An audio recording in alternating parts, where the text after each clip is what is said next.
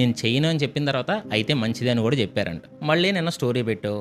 ఇంత కన్‌ఫ్యూజ్డ్‌గా ఎందుకుంటావన్నా? నువ్వు చెయ్యాలనుకుంటే చేసేయి. నిన్నెవరు ఆపారు చెప్పు? అన్నోయ్ నిన్న 'తులసి చందు' గారి ఇంటర్వ్యూ చూసా. అందులో 'తులసి' గారు నిన్నడిగారు. ఇన్‌ఫ్లుయెన్సర్స్ ఎందుకు రూట్ కాజ్ కోసం ఫైట్ చేయొచ్చు కదా అని. గవర్నమెంట్‌ని క్వెషన్ చేయొచ్చు కదా అని అడిగారు.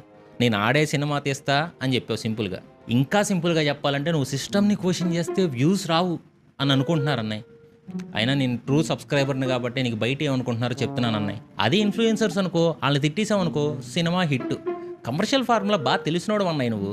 ఇప్పుడు అందుకే నిన్ను పెట్టి ఒక సినిమా తీద్దాం అనుకుంటున్నా. సినిమా పేరు 'అన్వేషణ నా ప్రాణం'. అన్వేషణ ఈ సినిమాకి 4 పర్పస్‌లు ఉన్నాయి. ఫస్ట్ పర్పస్ వచ్చేసి నువ్వు నిజంగా బెట్టింగ్ యాప్స్ ఆపాలనుకుంటే ఎవరిని క్వెషన్ చేయాలి.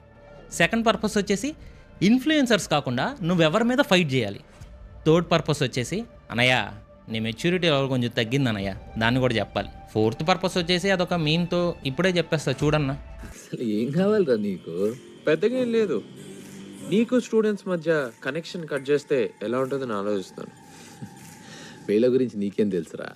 వీళ్ళని ఎలా వాడుకోవాలో ఎలా ఆడుకోవాలో నాకు బాగా తెలుసు.